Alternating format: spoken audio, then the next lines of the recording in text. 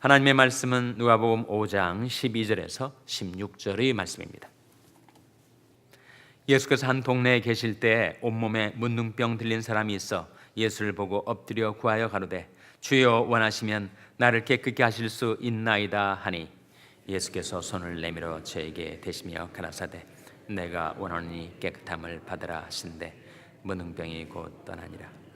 예수께서 저를 경계하시되 아무에게도 이르지 말고 가서 제사장에게 내 몸을 보이고 또 내 깨끗게 됨을 인하여 모세의 명한 대로 예물을 드려 저에게 증거하라 하셨더니 예수의 소문이 더욱 퍼지매 허다한 무리가 말씀도 듣고 자기 병도 나음을 얻고자 하여 모여오되 다 같이 읽으시겠습니다.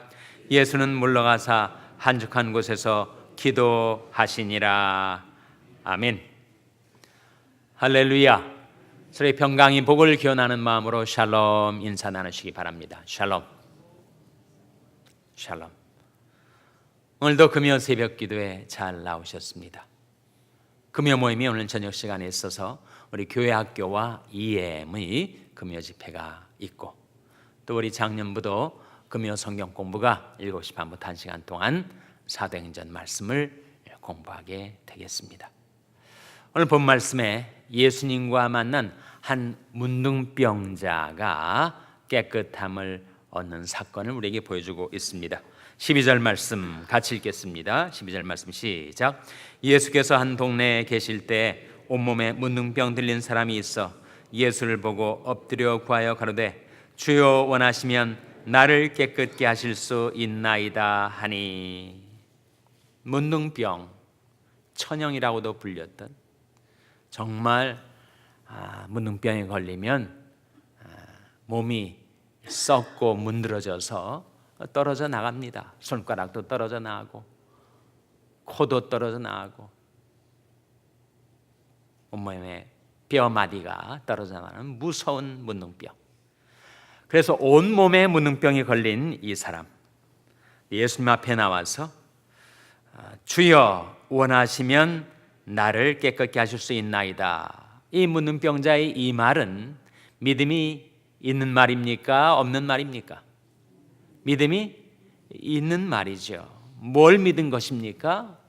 주님이 자기를 깨끗하게 하실 수 있는지 없는지는 모르겠지만 주님께서 원하시면, 주님께서 뜻하시면 자기 이 문둥병을 고쳐줄 수 있는 능력이 있음을 믿는 거죠. 능력에 대해서는, 치료의 능력에 대해서는 조금도 의심치 않았지만 과연 주님이 나를 깨끗게 해 주시기를 원하실까? 그래서 그의 기도가 주여 원하시면 나를 깨끗게 하실 수 있나이다 했을 때 예수님께서 손을 내밀어 저에게 대시며 가라사대 내가 원하노니 네가 깨끗게 되기를 내가 원한다. 주님의 마음, 주님의 뜻을 나타내신 후에 깨끗함을 받으라 안수하고 말씀하시자 문둥병이 곧 떠나게 되었습니다. 문둥병은 신체의 일부를 썩어 문드러지게 만드는 무서운 병인데 그 문둥병은 무엇을 상징하는 것일까요? 바로 우리 인생의 죄를 상징하는 거지요. 죄가 들어오면 죄는 우리의 영혼, 우리의 마음을 썩게 만듭니다. 부패하게 만들어요. 그래서 만물보다 거짓되고 심히 부패한 것은 뭐라고요? 마음이라고 했습니다.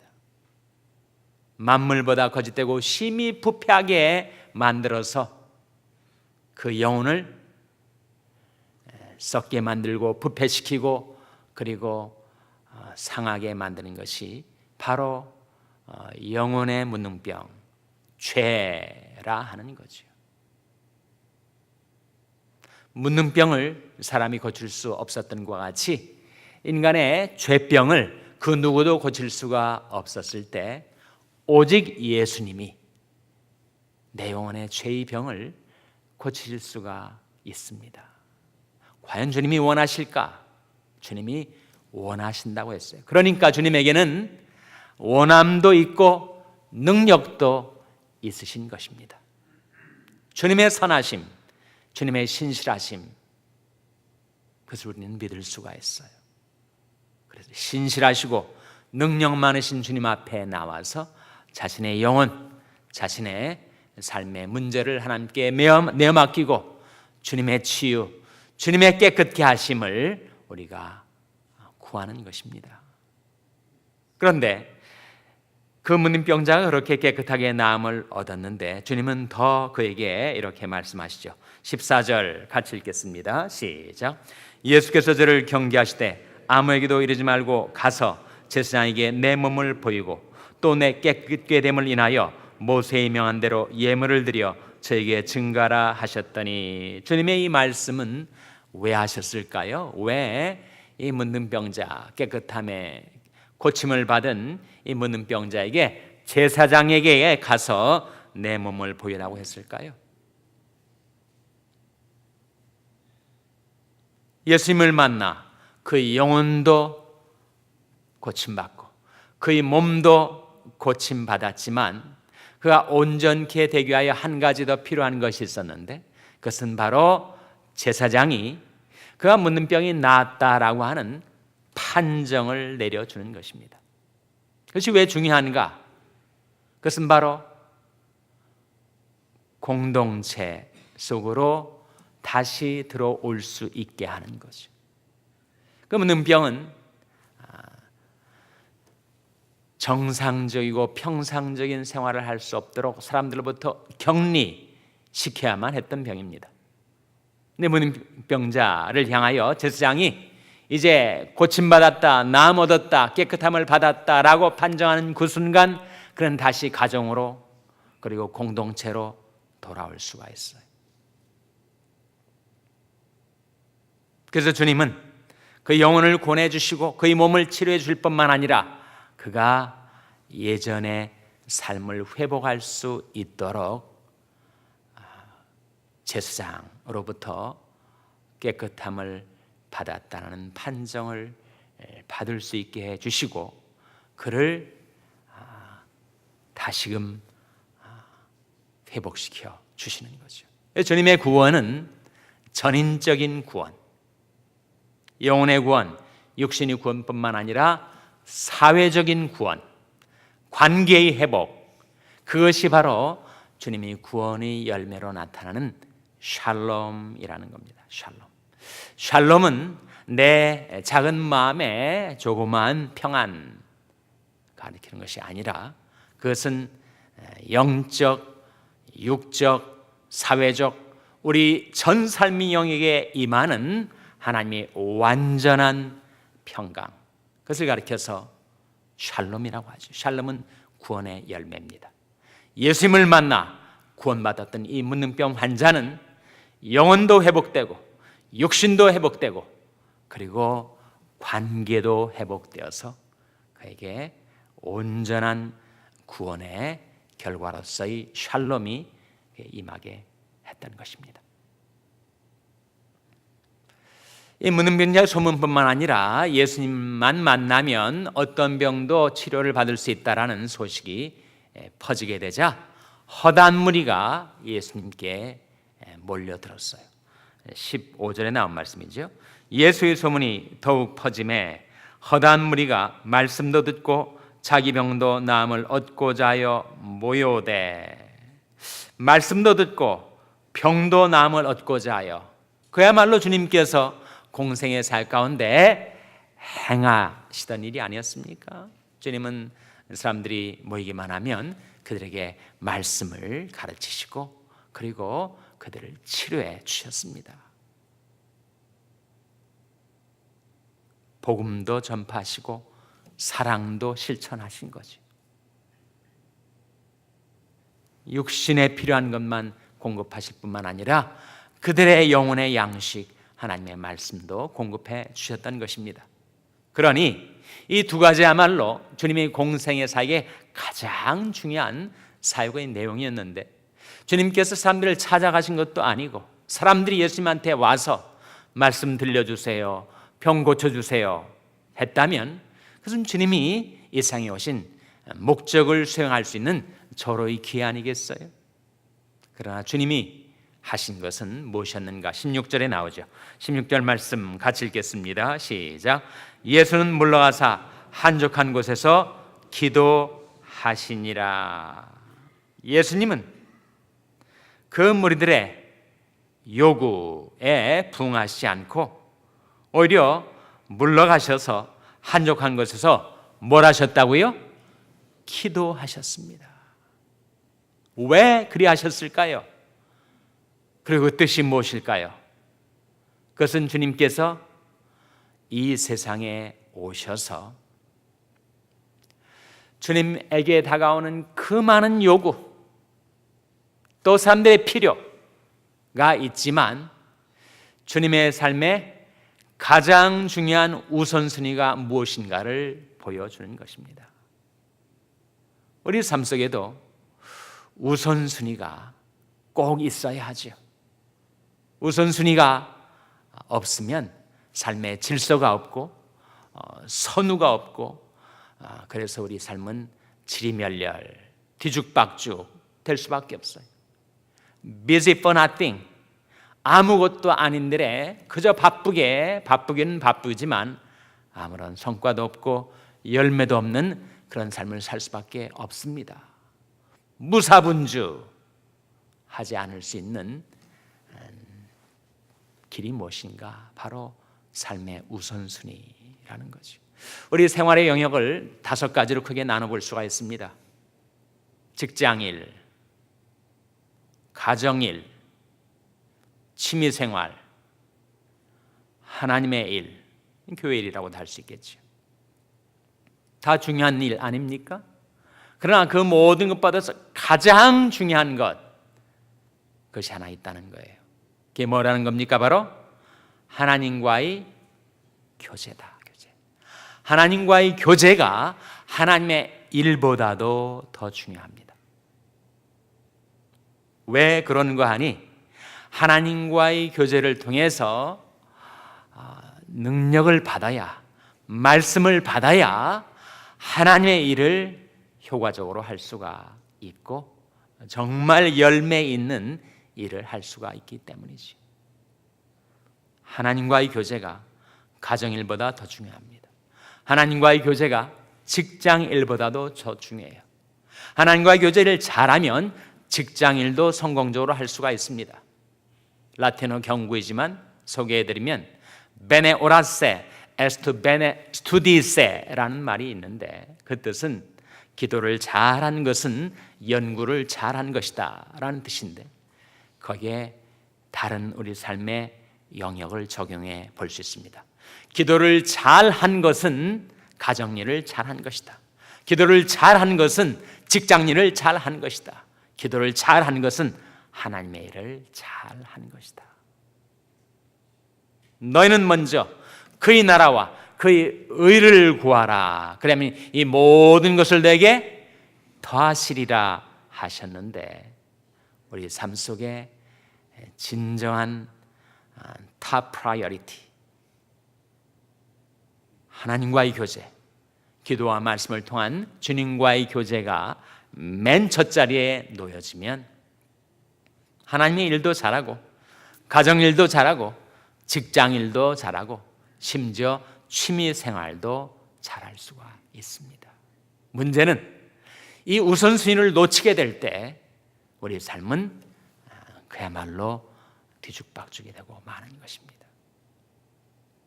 예수님께서 그렇게 말씀 들려달라고 자기들 병 고쳐달라고 허다한 무리가 모여왔지만 주님은 한적한 곳에 물러가셔서 하나님과의 교제에 자신을 먼저 바치셨습니다. 기도를 통해서 하나님께 말씀을 받고 기도를 통해서 하나님께 능력을 얻어 비로소 그들의 진정한 필요를 채워줄 수가 있게 되었던 것이죠. 아버지께서 내게 하라고 주신 일을 내가 다 이루어 아버지를 영화롭게 하였사오니 그렇게 말씀하실 수 있던 주님의 삶의 비결은 바로 여기에 있습니다. 우리도 정말 그렇게 기도하고 싶은데 기도가 어렵지 않아요? 여러분, 기도가 쉽던가요? 기도는 어렵습니다. 누구에게나 기도는 어려워요. 그 기도를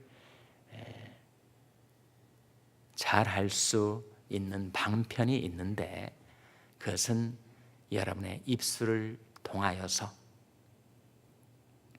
나지막한 소리든 아니면 속으로 하는 묵도이든 간에 꼭 한 문장 한 문장을 만들어가며 하나님 앞에 아뢰는 삶이 바로 기도의 비결입니다.